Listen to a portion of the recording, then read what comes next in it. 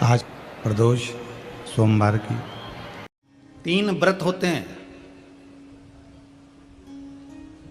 3 व्रत सर्वश्रेष्ठ माने गए हैं। पहला व्रत जिसमें आप कुछ मत खाओ,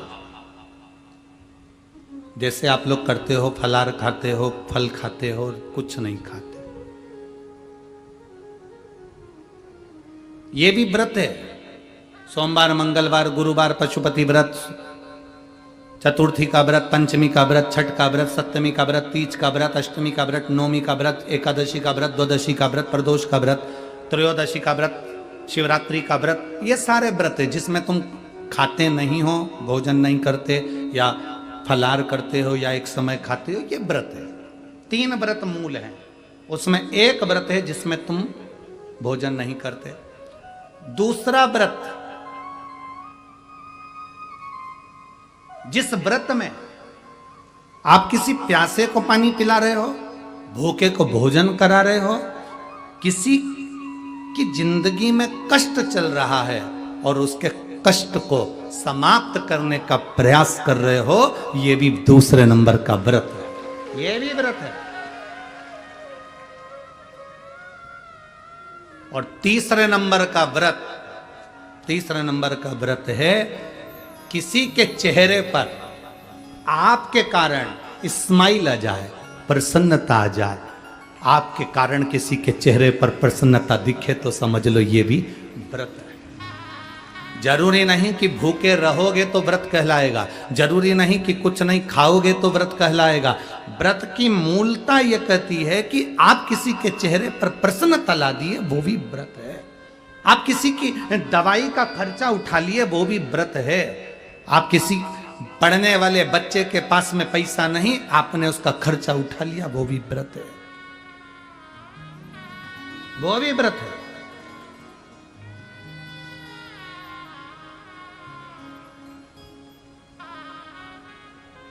आप लोग जो विठले सेवा समिति को जो दान देते हो ना, कभी एक बार मौका लगे आपका तो सीहोर आकर, एक रजिस्टर हमारे सीहोर में रखा रहता है कार्यालय पर, उसको देखना।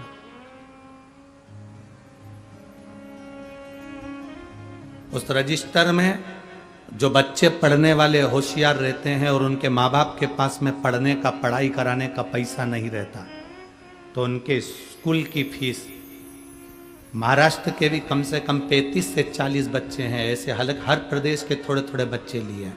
महाराष्ट्र के भी 35 से 40 बच्चे हैं जिनकी फीस विठले सेवा समिति आप जो दान करते हो उससे जमा करती है। जो बच्चे पढ़ने में होशियार हैं, पैसा नहीं उनके पास में, खबर करते हैं, फिर हमारी समिति का व्यक्ति वहां पर जाता है, उस नगर के लोगों से सूचना मांगते हैं कि ये बच्चा, उसकी आईडी और उस स्कूल का पता निकालते हैं। फिर स्कूल वालों से संपर्क करते हैं, इनकी दीन दशा कैसी है, क्या स्थिति है, पढ़ने में कैसा है, फिर उसका समिति उसकी एजुकेशन करा देती है। आप केवल दान ये सोचकर नहीं करते कि हमने मंदिर का दान किया, गौशाला का दान किया, हमने इसका नहीं। आपके दान का एक अंश कोई अगर पढ़ रहा है, कोई विद्या अध्ययन कर रहा है, उसमें भी लग रहा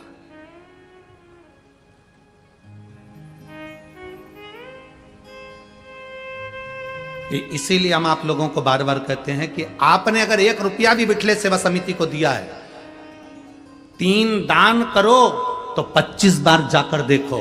3 दान कौन से? पहले नंबर पर कन्यादान। कन्यादान करा है तो बेटी के घर पर जाकर देखना कि तुम्हारी बेटी सुखी है कि नहीं, कहीं बेटी को दुख तो नहीं है। दूसरे नंबर पर गौदान। गाय अगर किसी ब्राह्मण को दी है तो उसके दरवाजे पर जाकर देखो कि गौ माता की सेवा सही हो रही है कि नहीं हो रही, वरना मालूम पड़े कि गाय ने जब तक दूध दिया तब तक तो रखी, फिर मालूम पड़े कसाई के घर बेच दी। 3 दान हमेशा जाकर देखना चाहिए। पहले नंबर पर बेटी का कन्यादान करो तो कन्यादान करी हुई बेटी को जरूर जाकर देखो कि बेटी को दुख तो नहीं है। दूसरे नंबर पर गौदान। गौदान करने के बाद जाकर देखो कि गाय को सब व्यवस्था है कि नहीं, उसको चारा मिल रहा है कि नहीं, उसको पानी मिल रहा है कि नहीं मिल रहा। मालूम पड़े दूध के चक्कर में कोई लेकर चले गया, तुमने गौदान कर दी अपने दादा परदादा के नाम से, और मालूम पड़े गाय दुखी है तो हमको दुख होगा। तीसरे नंबर पर लक्ष्मी का दान। तुमने जो दान करा है पैसे का 1 रुपया भी अगर समिति को या किसी को दिया है, तो वहां जाकर देखो कि तुम्हारा धन सही जगह लग रहा है कि नहीं लग रहा। हजारों लोग भोजन कर रहे हैं कि नहीं कर रहा है, वो सही स्थान पर लगा कि नहीं लगा। मालूम पड़े कटोरे में भिखारी ने पैसा लिया, शाम को जाकर मदिरा में लगा दिया, मांसाहार में लगा दिया, जुए में लगा दिया, वेश्यावृत्ति में लगा दिया, वो दान करने से कोई मतलब नहीं, उस दान का कोई मतलब नहीं। बेटी का दान करो तो 50 बार पहले जाकर देखो बेटी सुखी है कि नहीं। गौ का दान करो तो गौ माता को जाकर देखो गौ माता सुखी है कि नहीं।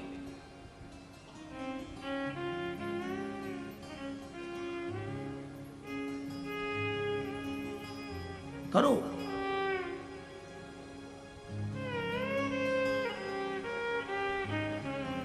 भजन करो, स्मरण करो, श्री शिवाय नमस्तुभ्यम जपो, या 1 लोटा जल महादेव को चढ़ाओ। यह मत देखना कि दुनिया को अच्छा लगा कि नहीं लगा, दुनिया ने क्या कहा उससे मतलब मत रखना। जल चढ़ाओ तो ये देखना कि अपने दिल को सुकून मिल रहा है कि नहीं मिल रहा, अपने आप में हमको अच्छा लग रहा है कि नहीं लग रहा। मैं कथा में बैठी हूँ, कथा सुन रही हूँ, मेरे दिल को अच्छा लग रहा है कि नहीं लग रहा। आग लगे बस्ती में अपन रहो, अपने को अच्छा लग रहा है कि नहीं लग रहा वो सोचो। हम क्या सोचते हैं, सबसे पहले तैयार होकर आते हैं तो पूछते हैं मैं कैसी लग रही, और कहीं का कह दे ऐसी लग रही जैसे हरी घास में भैंस चर रही, तो कितना बुरा लगेगा। हमें नहीं पूछना कि हम कैसे लग रहे हैं, अपने को अच्छा लग रहा है ना। मैंने जो वस्त्र पहना मुझे अच्छा लग रहा है ना, मैंने जो धारण करा मुझे अच्छा लग रहा है ना। दुनिया की आदत होती है, जीन्स पहनोगे कोई नहीं टोकेगा, फटी हुई जीन्स पहनोगे, अरे बोलते जाओ जम के, कोई नहीं ठोकेगा, क्योंकि उनको मालूम है फैशन है। टी शर्ट पहनोगे कोई नहीं टोकेगा, वो क्या बोलते हैं इतना कट वाला आधा बरमुंडा चड्डा पहनोगे कोई नहीं टोकेगा।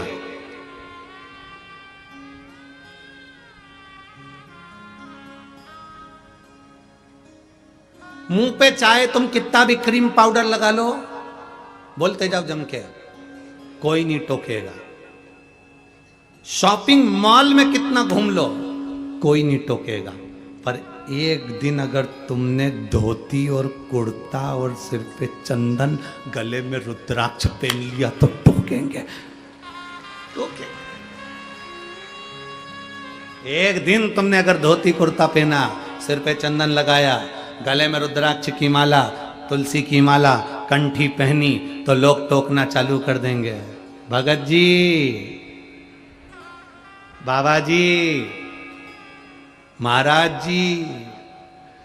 फिर लोग कहेंगे ये तो देखा देखी कर रहा, ये तो ढोंग कर रहा, ये तो प्रपंच कर रहा है। जीन्स पहने तो किसी ने नहीं कहा कि तुम ढोंग कर रहे हो, टी शर्ट पहने तो किसी ने नहीं कहा कि तुम प्रपंच कर रहे हो, बाल कटवा लिए तो कोई ने नहीं कहा कि तुमने क्या करा। पर तुमने जिस दिन धोती कुर्ता पहना, जिस दिन तुमने मस्तक पर तिलक लगाया, जिस दिन तुमने चोटी बढ़ाई, जिस दिन तुमने यज्ञोपवीत धारण करा, जिस दिन तुमने गले में रुद्राक्ष पहनना चालू करा, जिस दिन तुमने गले में तुलसी की माला पहनना चालू करी, उस दिन दुनिया के लोग टोकना चालू कर देंगे, ये बाबा जी बन जाएगा, ये तो पंडित जी बन गया, ये तो विद्वान बन गया, ये तो अपने आप को ऐसा बन गया, ये तो ढोंग कर रहा है, ये तो प्रपंच कर रहा है, ये तो ऐसा कलर भगवा कलर का कपड़ा धारण कर लिया। बस क्योंकि दुनिया के लोगों की आदत है सनातन धर्म पर उंगली उठाने की, दुनिया की आदत। आप बेकार जगह जाओगे कोई नहीं टोकेगा, आप मदिरा की दुकान पर जाओगे कोई नहीं टोकेगा, आप गलत जगह पर बैठोगे कोई नहीं टोकेगा, अच्छी जगह पर बैठोगे टोकेंगे। सुंदरकांड में जाकर बैठ जाओ टोकेंगे। सुंदरकांड में बैठने में भी शर्म आती है, मालूम लोग क्या कहेंगे, वहां पर भी शर्म। भजन में बैठोगे तो लोग क्या कहेंगे। आधे से ज्यादा लोग तो शिव महापुराण में इसलिए नहीं पहुंचते, लोग क्या कहेंगे। ये भी बैठी थी कथा में, ये भी।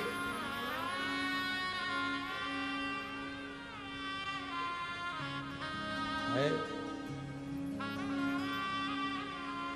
अरे भजन करो भरी जवानी में, बुढ़ापा किसने देखा है।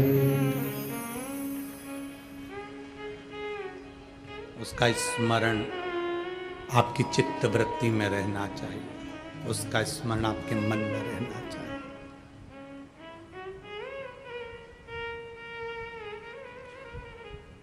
जल चढ़ाते समय अपने दिल को अच्छा लगना चाहिए, बेलपत्री चढ़ाते समय अपने दिल को अच्छा लगना चाहिए, प्यासे को पानी पिलाते समय अपने दिल को अच्छा लगना चाहिए, भूखे को भोजन कराते समय अपने दिल को अच्छा लगना चाहिए। कथा सुनते समय अपने दिल को अच्छा लगना चाहिए, दुनिया कुछ भी कहे। लोग कहेंगे कहां जा रही हो, इतनी दूर, गर्मी, मेरे मन को अच्छा लगता है, मैं तो हमारे भीतर के स्मरण को हम रखें।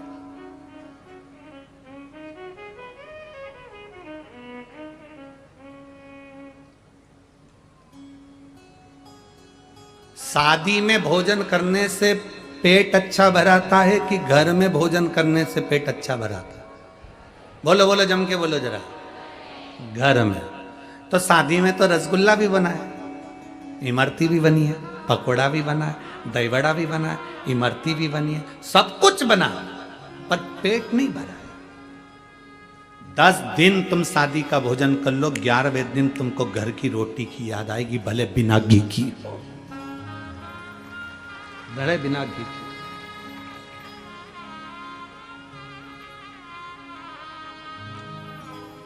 कितना भी सुख हो जाए, घर के भोजन की याद आती है। बस उतना स्मरण अपने बुद्धि में रखना। घर के भोजन की जैसे याद आती है घर की रोटी की याद, क्यों? क्योंकि ये शादी के भोजन से पेट नहीं भराने वाला। शादी के भोजन से केवल पेट भरा सकता है, पर आत्मा नहीं भराएगी, मन नहीं भराएगा। घर का जो भोजन होता है वो तुम्हारी मेहनत का होता है, तुम्हारे परिश्रम का होता है, अपाच्य हो जाएगा। ज़्यादा कमाओगे तो दुनिया की दृष्टि में आ जाएगा। खाओ उतना जितना पचा सकते हो, कमाओ उतना जितना भोग कर सकते हो। मास्टर साहब बढ़ते गए बढ़ते गए बढ़ते गए बढ़ते गए, गाड़ी भी बड़ी, बंगला भी बड़ा, सुख भी बड़ा, पर समय ऐसा आ गया कि घर में जो सदस्य रहते थे धीरे धीरे सब बीमार पड़ने लगे, रोग ग्रसित हो गए।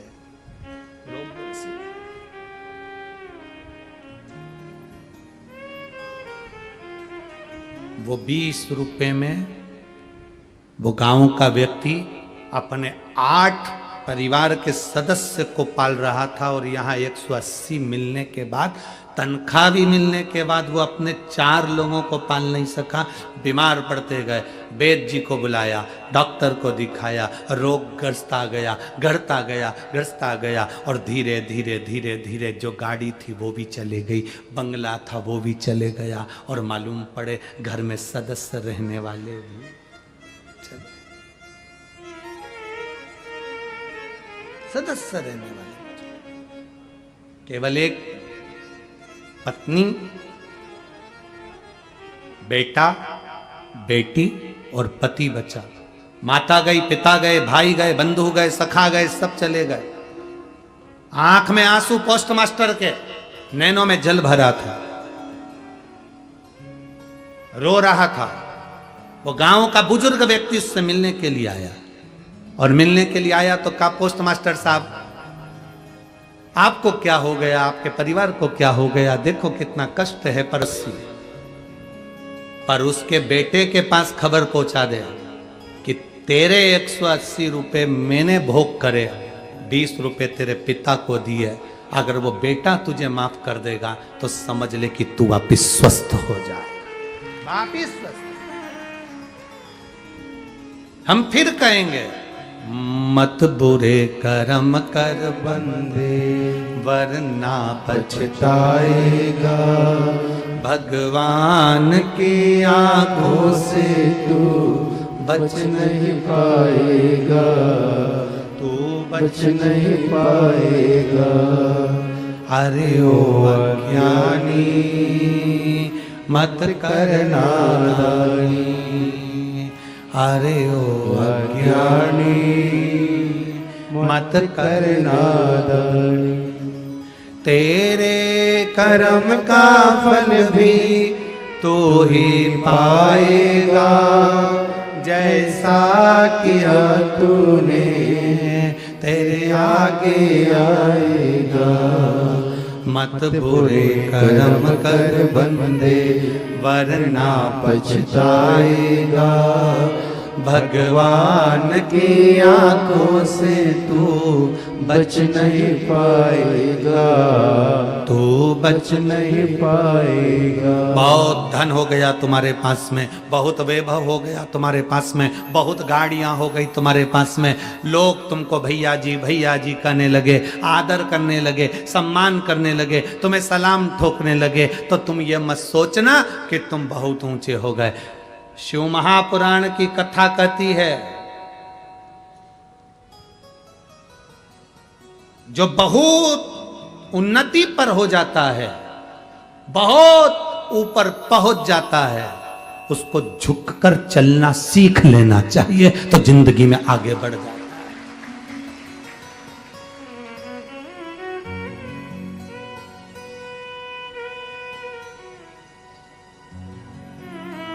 झुककर चलना सीखना चाहिए, बहुत आगे बढ़ोगे, बहुत आगे।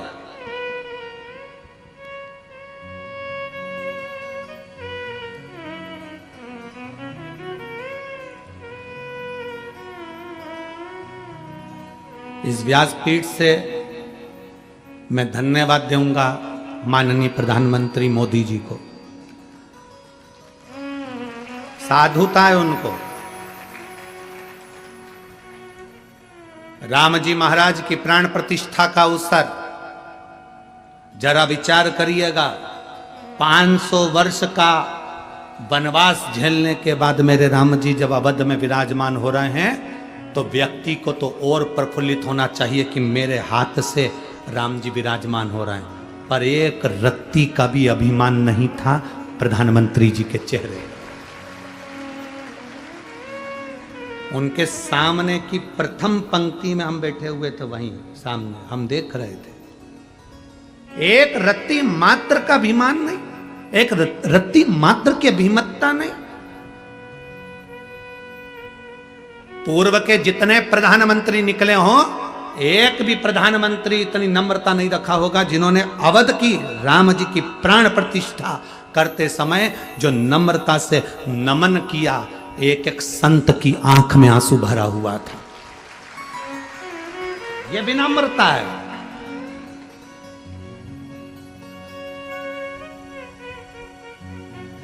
और बहुत जरूरी है, अगर आप व्यक्ति, अगर कोई सेलिब्रिटी है ना, व्यक्ति बहुत आगे बढ़ा हुआ है ना, व्यक्ति को लोग बहुत मानते हैं ना, तो उसमें नम्रता होना जरूरी है। अगर किसी सेलिब्रिटी में, किसी मानने वाले व्यक्ति को जिसमें बहुत गौरव है, बहुत प्रतिष्ठा है, बहुत वैभव है, उसमें अगर नम्रता नहीं है तो वो शून्य के बराबर है, जीरो के बराबर है। धन्यवाद दूंगा मैं माननीय प्रधानमंत्री नरेंद्र जी मोदी जी को, बहुत बहुत साधुवाद। आपकी विनम्रता, आपकी नम्रता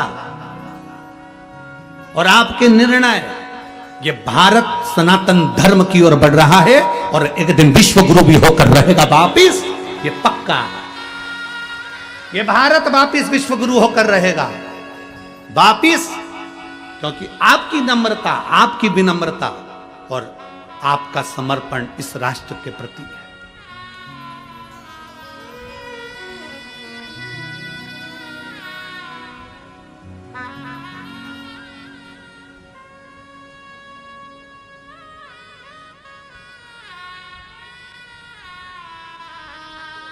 एक व्यक्ति ने मैसेज लिखा, आश्रम पर भेजा कि गुरुजी से पूछना है कि मोदी जी वहाँ से काशी के मंदिर का विस्तार करे और वहाँ पर लोकार्पण कर वहाँ बहुत विशाल काशी का मंदिर बनाया, उसके बाद उज्जैन का, फिर पावागढ़ का, फिर केदार का, उसके बाद पहुंच गए राम जी के मंदिर में। तो ये शंकर जी से शुरुआत क्यों करी? हम कहना चाहेंगे शिव जी से शुरुआत इसलिए करी क्योंकि शंकर भगवान के हाथ में डमरू भी वो बजाते हैं और तांडव भी वो रचाते हैं। या तो तुम डमरू से समझ जाओ, नहीं तो तांडव से समझा ना जानते। दो चीजें निश्चित है। आपका प्रबल विश्वास, आपकी दृढ़ता होना चाहिए, भरोसा होना चाहिए। आप जितने बड़े बड़े बनते जाओ, जितने बड़े सेलिब्रिटी बनते जाओ, जितने उन्नति पर चढ़ते जाओ, जितनी जितनी तरक्की करते जाओ, उतनी उतनी नम्रता तुम्हारे भीतर होना चाहिए। अगर तुम में नम्रता नहीं है तो वो किसी काम के नहीं, शून्य है वो, शून्य। और मेरी बेटियों से निवेदन करूंगा, मैं मेरे बेटाओं से निवेदन करूंगा, तुम डॉक्टर बन जाओ, कलेक्टर बन जाओ, एसपी बन जाओ, कमिश्नर बन जाओ, डिप्टी कलेक्टर बन जाओ, तुम्हारी मर्जी पड़े एसडीएम बन जाओ, तुम कितने भी उन्नति पर चढ़ जाओ, तुम कितनी भी ऊंची सिंहासन पर बैठ जाओ, तुम मिनिस्टर, मंत्री, संतरी, कलंतरी जो बनना हो बन जाओ, पर अपनी नम्रता मत भूलना। अपनी विनम्रता रखोगे तो एक दिन तुम ऊंचे सिंहासन पर जाकर जरूर बैठोगे। विनम्रता होना चाहिए। रावण, लंकाधिपति, रावण के पास सोने की लंका थी, रावण के पास में सारा वैभव था, रावण के पास में पूरा कुल था, रावण के पास में पूरा वंश था, सब कुछ था लंकाधिपति रावण के पास में, पर विनम्रता नहीं थी, नम्रता नहीं थी। खुद सिंहासन पर बैठा था, हनुमान जी को जमीन पर बिठाना चाहता था, पर हनुमान तो हनुमान है, ऊंच की सिंहासन बना के उस पे बैठे थे। हनुमान तो हनुमान है। विनम्रता हो, और उसी रावण की लंका में विनम्रता दिखाई अंगद जी ने। पांव जमाकर खड़े हो गए,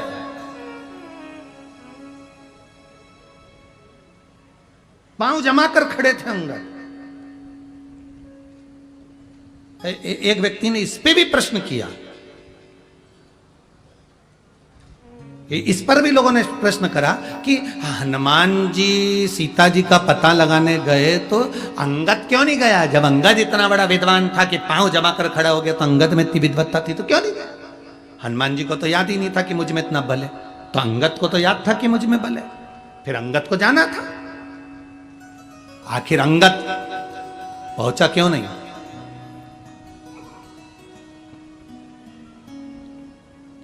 माता सीता का पता लगाने के लिए अंगद क्यों नहीं गया? हनुमान क्यों गए? अरे भैया, तुमने अगर रामायण पढ़ी होगी तो तुम्हें मालूम होगा, अंगद और रावण का पुत्र अक्षय कुमार, ये दोनों एक ही गुरु के यहां पढ़ते थे। अंगद इतना प्रबल था कि अक्षय कुमार के मुंह पे जब तक 25 थापड़ नहीं मार देता तब तक रोटी नहीं खाता था। एक दिन अक्षय कुमार रोते रोते अपने गुरु जी के पास गए, गुरुदेव गुरुदेव गुरुदेव,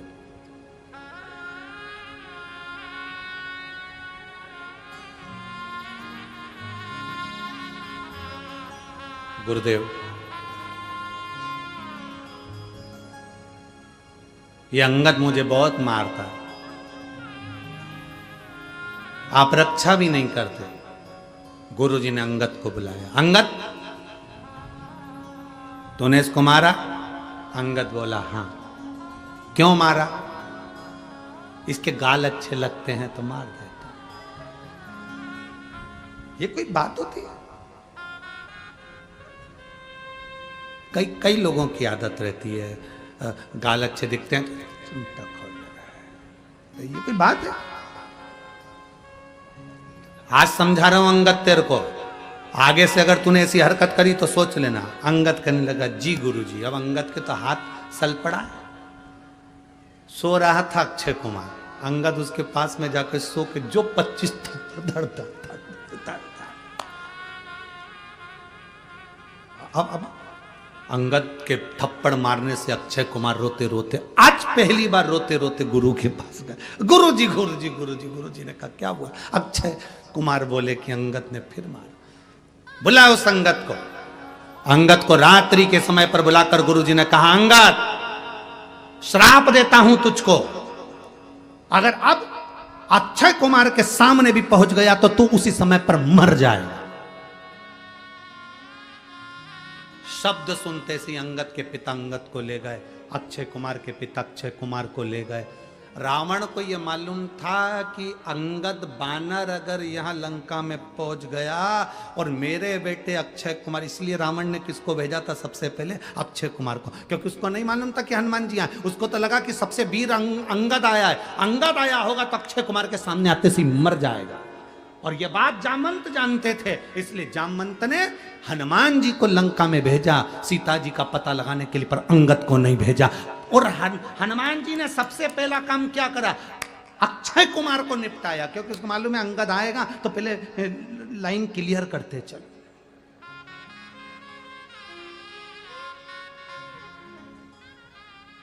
सबसे पहले हनुमान जी ने वहां पहुंचते सी, और रावण को मालूम था कि बंदर आया। इनको लगा कि बंदर में केवल एक अंगद ही आया होगा, बड़ा वीर है अंगद, अंगद आया होगा, अंगद आया होगा तो अक्षय कुमार को भेजा जाए, अक्षय कुमार के सामने मर जाएगा, निगाह पड़ेगी और मरेगा, क्योंकि श्राप है। गया अक्षय कुमार, जैसे ही देखा तो वो अंगद तो नहीं था, हनुमान जी ने पचीट पचीट के धो दिया। जो धोया वॉशिंग मशीन में जैसे कपड़े को धोते ऐसे।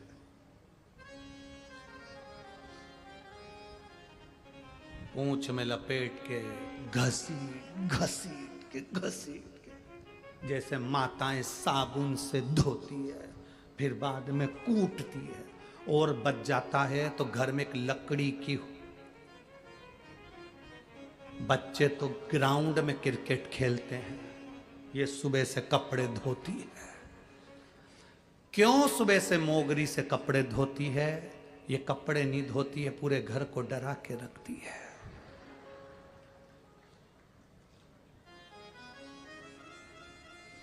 किसी ने हमसे पूछा एक बार कथा में, हम कहीं की कथा की बात नहीं कर रहे, हम धूलिया की बात कर रहे हैं। धूलिया में एक प्रश्न किया किसी ने, गुरुजी पति और पत्नी में, तब तो महाराज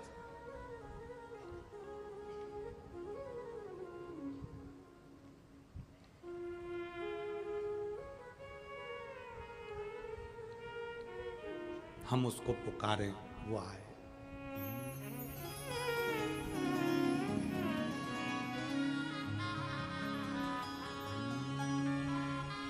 अरे डमरू वाले आजा तेरी याद सताए, मेरा ये भरोसा कहीं टूट न जाए।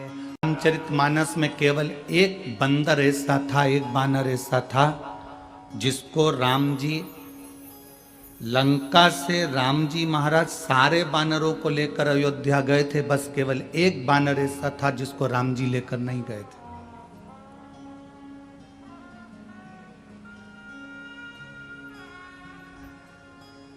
जिसने वाल्मीकि रामायण पढ़ी होगी, वाल्मीकि रामायण में उस बानर का नाम लिखा हुआ है।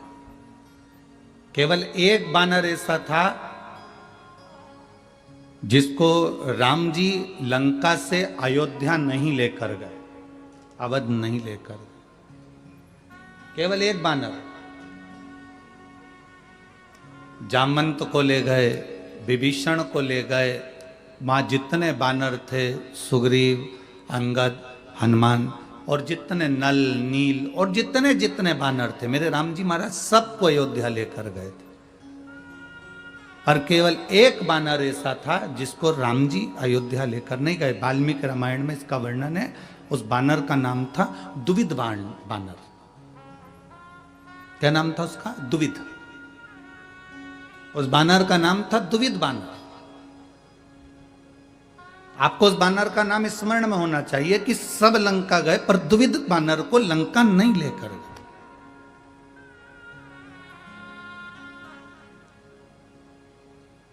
कारण क्या था? ऐसा दुविध बानर ने कर क्या दिया था कि राम जी उसको लंका लेकर नहीं गए? वो बानर करा क्या था? उस बानर ने हरकत क्या कर दी थी जो मेरे राम जी सारे बानरों को गले से लगाते हैं, सारे बानरों को हृदय से लगाते हैं, सारे बानरों को लेकर अवध तक जाते हैं, अयोध्या तक जाते हैं, पर द्विविध बानर को लेकर लंका तक नहीं गए, लंका से अवध तक नहीं गए। कारण क्या है? कभी आप भी विचार करो, पूरे गांव के लोग, पूरे बनी के लोग, पूरे यवतमाल जिले के लोग, पूरे चंद्रपुर जिले के लोग बनी में शिव महापुराण की कथा में जा रहे हैं, आप कथा तक नहीं पहुंच पा रहे, तो कभी विचार करा कि मैं इतना व्यस्त क्यों, मेरे को टाइम क्यों नहीं मिल रहा। मैं आखिर 7 दिन की कथा में एक दिन भी कथा के अंदर हाजिरी लगाने नहीं जा पाया, मैं एक दिन भी अपना घर छोड़कर कथा में नहीं जा सकी, मैं जरा सी मेहनत नहीं कर सकी कथा में जाने की। तो आखिर मैंने ऐसा कौन सा पाप कर्म कर दिया था, मैंने ऐसा क्या कर दिया कि अपने नगर में कथा हो रही है, अपने क्षेत्र में कथा हो रही है, और मैं 2 कदम चलकर परमात्मा के द्वार तक नहीं जा पाई। दुनिया के लोग हरिद्वार जाते हैं, दुनिया के लोग गंगा सागर जाते हैं, दुनिया के लोग प्रयाग जाते हैं, दुनिया के लोग प्रयागराज का त्रिवेणी का स्नान करने जाते हैं, दुनिया के लोग कैलाश का दर्शन करने, महादेव का दर्शन करने के लिए सोमनाथ केदारनाथ जाते हैं, और मेरा 12 ज्योतिर्लिंग स्वयं बनी में आ गया और मैं अपना घर छोड़कर नहीं जा सकी। आखिर मेरा पाप कर्म कौन सा है, मेरे अंदर वो कौन सा पाप कर्म समाहित हो गया कि मैं परमात्मा के दरवाजे तक नहीं जा सकी,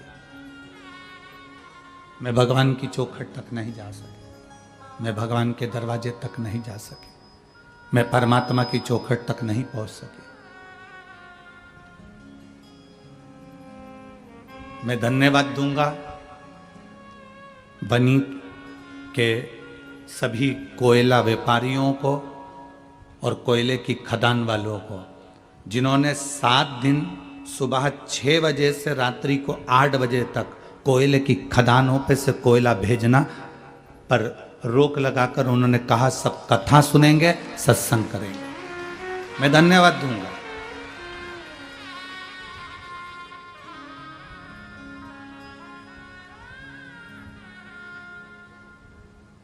ये साधुता है आपकी, आपने भोलेनाथ जी के लिए समय निकाला है।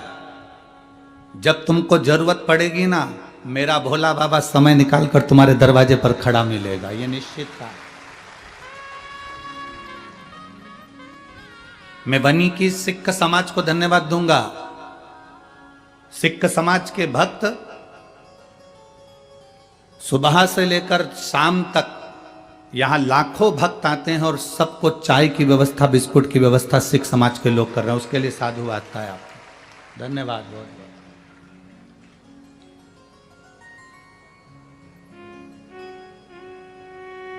साधुवाद है आपका। अभी हम भटिंडा पंजाब गए थे, तो पंजाब में हमने क्या देखा, वहां एक अलग नज़ारा देखने को मिला हमको, अलग नज़ारा।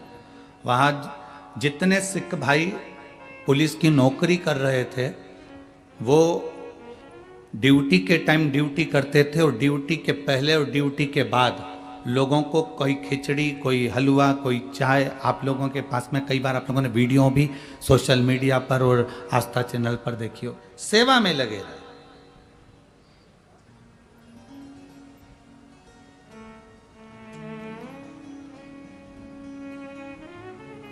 अगर प्रभु कृपा करे, कभी विचार करना, वो जो नहीं आए कथा में वो भी विचार करना कि हमारा पाप कौन सा था, और जो कथा में पहुंच गए, आप लोग इतनी संख्या में कथा में आए हो, कथा में आकर बैठे हो, आप भी विचार करना कि हमारे कौन से पुण्य प्रबल हो गए थे जो बनी में हम शिव महापुराण की कथा में पहुंच गए।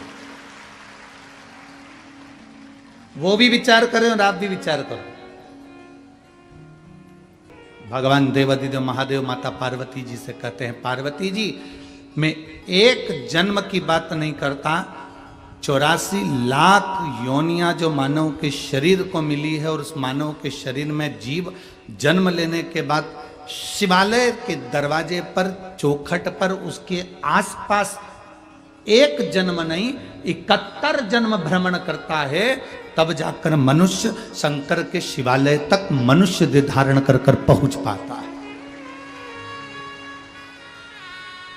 एक जन्म की बात नहीं है, यहां पर 71 जन्म निकल गए। 84 लाख योनियों में से 71 योनियां, 71 जन्म ऐसे होते हैं जिन 71 जन्म में हम शिव के करीब में रहते हैं, भगवान के नजदीक रहते हैं, भगवान के करीब में।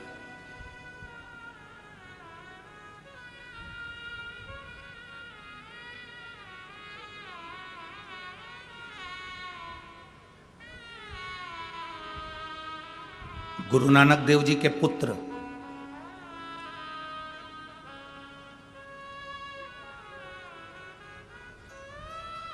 गुरु नानक देव जी के बेटे ने भी एक बार गुरु नानक देव जी से कहा था, सत्संग में मन लगना और नहीं लगना, इन दोनों में अंतर क्या है?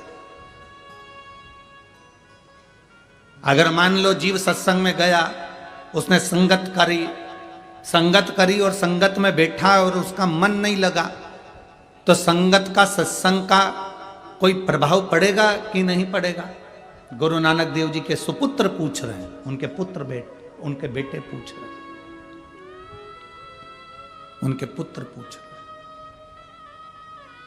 कि संगत में जाकर बैठ गए और मन नहीं लग रहा, चित्त नहीं लग रहा, तो संगत में बैठे कि नहीं बैठे, सत्संग में बैठे कि नहीं बैठे, प्रवचन में बैठे कि नहीं बैठे, कथा में बैठे कि नहीं बैठे? एक बड़ी सुंदर बात कही है गुरु नानक देव जी, कहते हैं गंगा के घाट पर पहुंच गए, गंगा का स्नान नहीं किया, कोई बात नहीं, गंगा के घाट तक तो पहुंच गए और गंगा के घाट की रेत तुम्हारे शरीर से लग गई तो भी तुम्हारा कल्याण निश्चित ही है।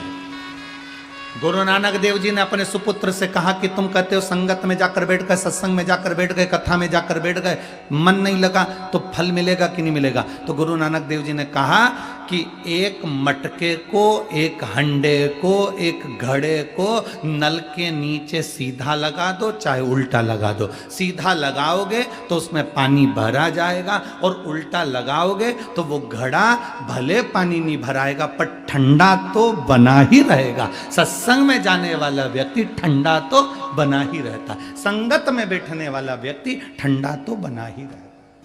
भले उसमें कुछ भराए ना भराए, उसमें कुछ जाए ना जाए, वो कुछ ग्रहण करे ना करे, पर अगर जब तक वो कथा में बैठा है, जब तक वो सत्संग में बैठा है, संगत में बैठा है, तब तक वो ठंडा।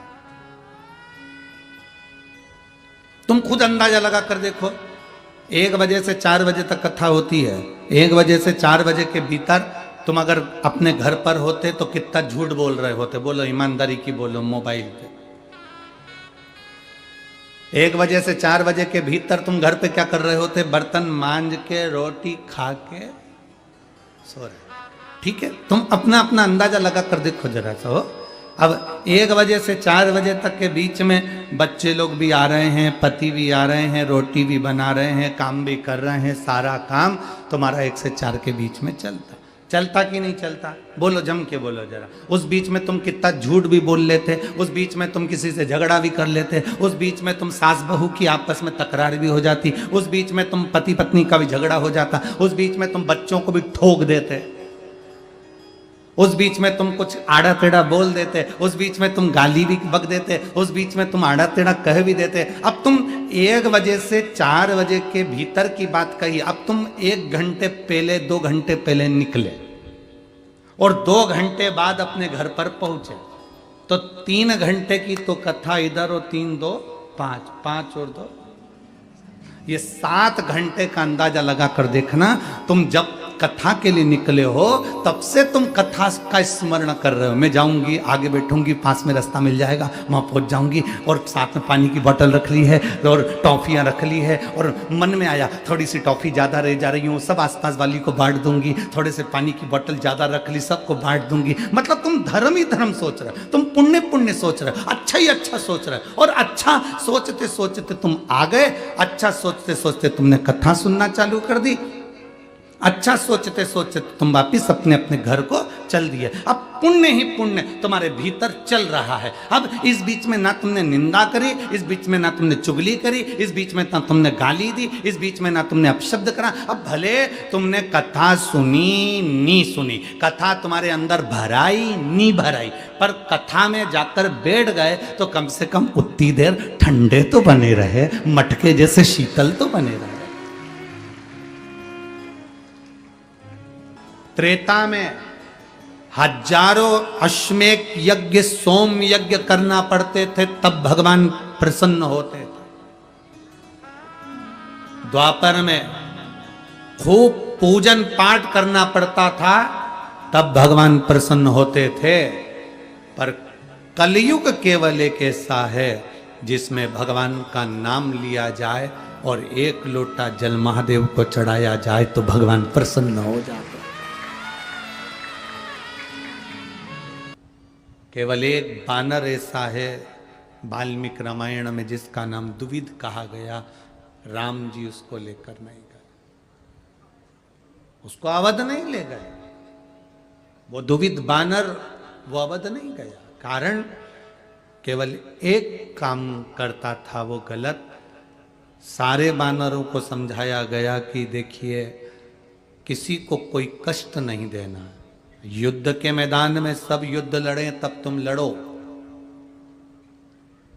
युद्ध के मैदान में जब युद्ध लड़ा जाए तब अच्छे से लड़ो, पर बाकी के समय पर तुम बेर मत रखो। आज के जमाने में एक गांव से आमदार खासदार के दो व्यक्ति खड़े हो जाते हैं, लड़ाई होती है, झगड़ा होता है। शिव पुराण कहती है युद्ध लड़ो, चुनाव का समय आए तो चुनाव लड़ो, पर पूरे साल 2 साल 4 साल 5 साल तक उसको दिल में बिठाकर मत रखो कि ये हमारा द्रोही है, ये हमारा दुश्मन है, ये दिल में बिठाकर नहीं रखना।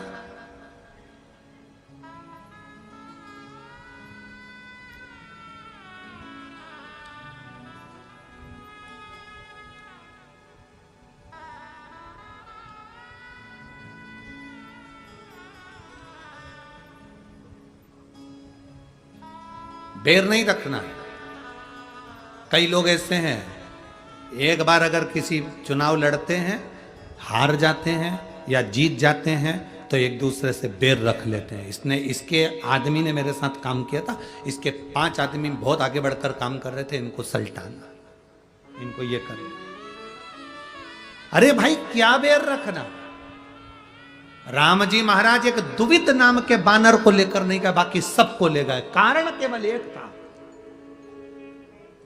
युद्ध के मैदान में बेर करो, युद्ध के मैदान में युद्ध लड़ो, युद्ध के मैदान में तुम द्रोही बन जाओ, एक दूसरे को नष्ट कर दो, चलेगा, पर युद्ध के मैदान से हटकर अगर तुम हरकत करोगे तो वो श्रेष्ठ नहीं है, उसमें श्रेष्ठता नहीं है।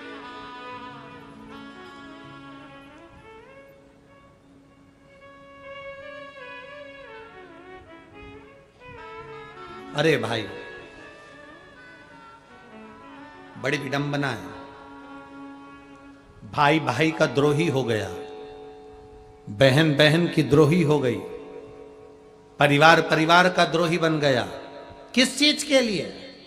धन सत्ता वैभव प्रतिष्ठा के लिए। सेठ 40 करोड़ कमाने वाला भी मरता है तो उसके ऊपर जो सफेद कपड़ा उड़ाया जाता है वो किसी ब्रांडेड कंपनी का या रेमांड का नहीं होता। घर के लोग रोने में लगे रहते हैं, मोहल्ले के लोग तैयारी में लगे रहते हैं, और परिवार वालों से कह दिया जाता है उस दुकान पे चले जाओ और कपड़ा लिया, और कपड़े की दुकान पे से कपड़ा लाया जाता है, उसकी तो गाड़ी भी नहीं बनाई जाती, ऐसे ही मरोड़ के दे दिया जाता है, और बिना नाप के अभी तक जितने कपड़े लेकर आए, double XL, 1 XL, triple XL, ये एक्सल, 42 नंबर, 10 नंबर, 15 नंबर, ऐसे लाए। अब बिना नंबर के, बिना एक्सल के, वहां तो बस गए, कहा मुर्दे के लिए कफन दे दो, और कफन का कोई नाप नहीं, नपा नपाया है, दे दिया, ले जाओ, उड़ा दिया। कितनी सत्ता में जी रहे हो, कितने अहंकार में जी रहे हो, मेरा धन, मेरा वैभव, मेरी प्रतिष्ठा, मैं नहीं बोलूंगा, मैं नहीं चलूंगा, मैं नहीं करूंगा, मैं नहीं जाऊंगा, मैं नहीं आऊंगा। एक दिन मरकर शमशान चले गए, राख पड़ी रही, हड्डियां उठा के नदी में फेंक दी गई। 13 दिन बाद बामन जीन लिए, फोटो इतना बड़ा चढ़ गया दीवाल पे, और प्लास्टिक के फूल की माला टंग गई। अब श्राद्ध में नीचे फोटो को उतारा, कंडा जलाया, घी शक्कर छोड़ के धूप लगा के पूड़ी चिपका दी। बस इतनी जिंदगी है। प्रेम रखिए, वात्सल्यता रखिए, स्नेह रखिए, स्नेह।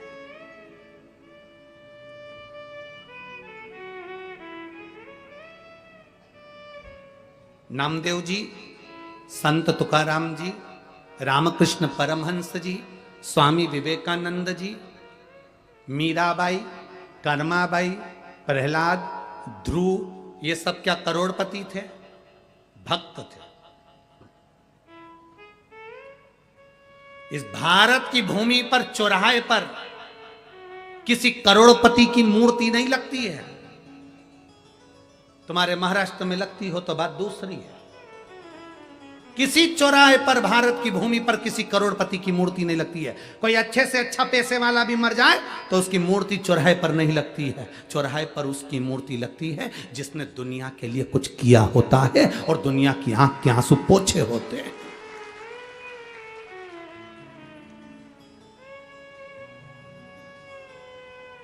फिर चाहे वो कोई भी हो, वो ये नहीं देखा जाता कि कौन धर्म का है, कौन संप्रदाय का है, किस वर्ण का है, कौन है, कोई नहीं देखा जाता।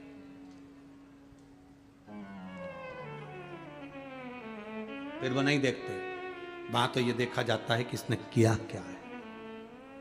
कुछ अच्छा कर्म करा जिंदगी में, मानव का शरीर मिला था, जोड़ा जोड़ा जोड़ा जोड़ा, आखिरी में छोड़ा, पड़े दिए, मर गए, चले गए, तेरा बामन जीम लिए, पूड़ी सब्जी मिल गई, लोटा चटाई आसन मिला, सब चले गए, पेट पे हाथ फेरा, सब गए, कौन याद करे? यहाँ तो एक शास्त्र कहता है, तेरा तेरा दिन याद करे, क्यों रे नर सुमिरन क्यों नहीं करे। तेरा तेरा दिन याद करे। तेरे को केवल 13 दिन के बाद 14वें दिन कोई याद नहीं करेगा। मरे गए, कोई याद नहीं करेगा। पर तुमने जिंदगी में अच्छा काम कर दिया, किसी भूखे को भोजन कराया, प्यासे को पानी पिलाया, किसी को औषधि दिलाई, किसी को अच्छा कर दिया, तुम्हारे को मरने के बाद भी याद किया जाएगा।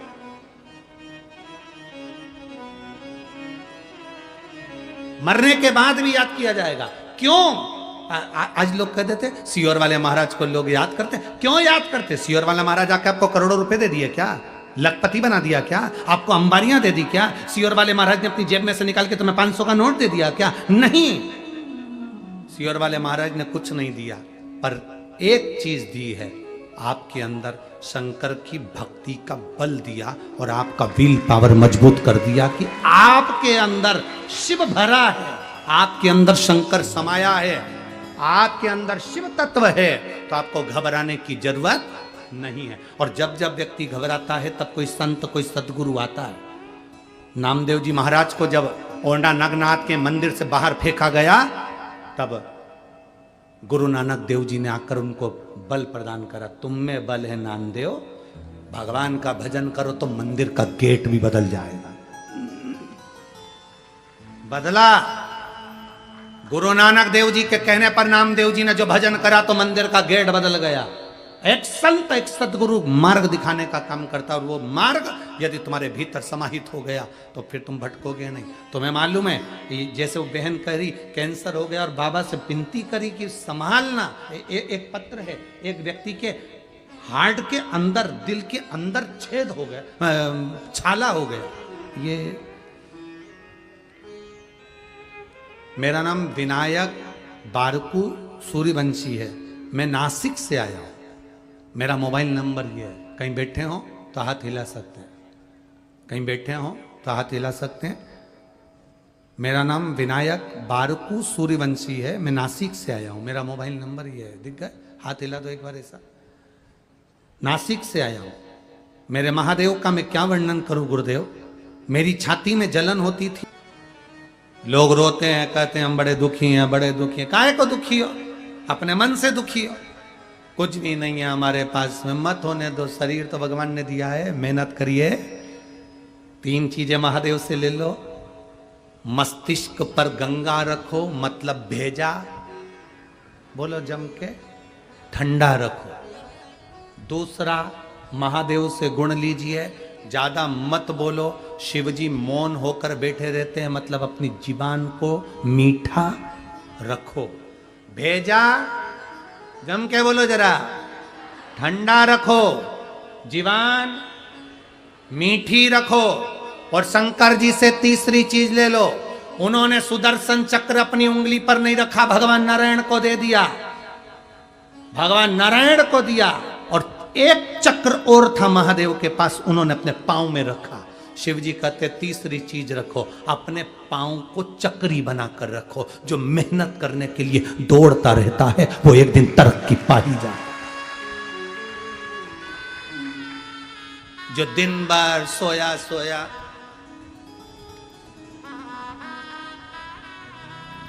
उसके पांव में चक्री नहीं है, पड़े पड़े सोच रहा है मैं करोड़पति बन जाऊं, कहीं का ऐसा बाबा मिल जाए, ऐसी भगवती फेंके और नीचे से हंडे निकल जाए। ऐसा बाबा तुम्हें मिले तो हमको भी मिला देना। हम भी ऐसे बाबा की तलाश कर रहे हैं कि जो भभूति फेंके और हंडा निकाल दे बिना हाथ पैर हिला।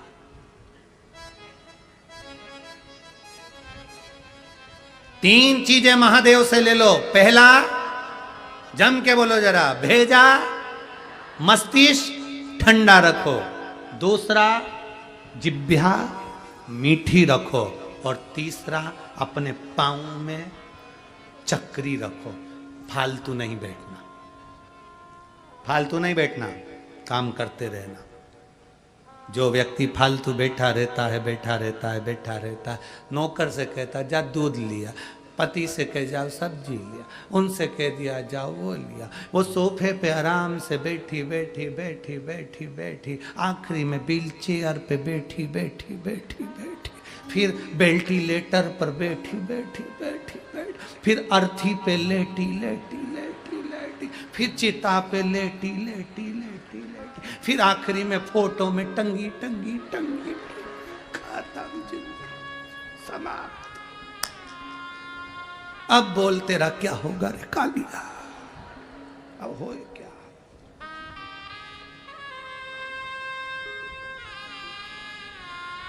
तीन चीजें सीख लो शंकर से। शिव जी जहर ला कर दिया तो भी खुश थे। सती पत्नी मर गई चली गई तो भी खुश थे। बेटे का शीश कटा तो भी खुश थे। परिवार में रहो, खुश होकर रहो। 10,000 भी कमाओ तो प्रसन्नता से खाओ। छोटा सा काम करने वाला, सब्जी का ठेला लगाने वाला, फल का ठेला लगाने वाला, दूसरे के यहाँ काम करने वाली, झाड़ू पोछा करने वाली वो आई, वो बाई जो झाड़ू पोछा भी करती है, वो मांग में सिंदूर भर के ऐसी टिपटाप होकर बड़े आनंद में रहती है। और तुम्हारे पास में करोड़ों का धन और सुबह से उठती है तो आंख से आंसू बहा बहा कर रोती है। वो पोछे वाली भी कहती है कि मैं 10,000 कमाती हूं तो दिल से जिंदगी जीती हूं। बर्तन मांजती हूं पर दिल से जिंदगी जीती हूं। वो बर्तन मांजने वाली को तुम अपने घर का बेकार फ्रिज में पड़ा हुआ सामान देती हो और कहती है खा लेना, वो नहीं खाती, उठा के नली में डाली आती। वो खाएगी जो कुरकुरे और वेपर्स खाए, वो खाए, वो नहीं खाती। भले 5,000 रुपए महीना कमाती पर जिंदगी खुद से जीती है। और एक तुम सुबह से शाम तक रो रो के मरे जा रहे, मरे जा।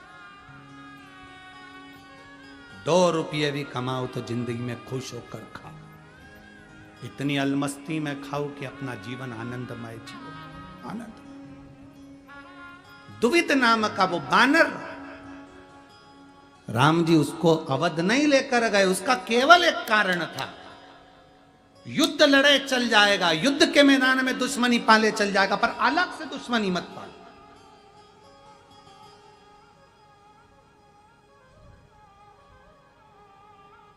कई लोग ऐसे होते हैं, कहाँ कथा कौन करा रहा है, जायसवाल जी? नहीं, हमारी तो उनसे बनती नहीं, हम कथा में नहीं जाएंगे। मत जा, आओ तो वेलकम, ना आओ तो भीड़ कम। उसमें क्या दिक्कत, उसमें क्या तकलीफ? हे भाई, भजन कौन करवा रहा है? उस पार्टी का है। अरे भजन तो हो रहा है ना, पार्टी कोई सी भी हो।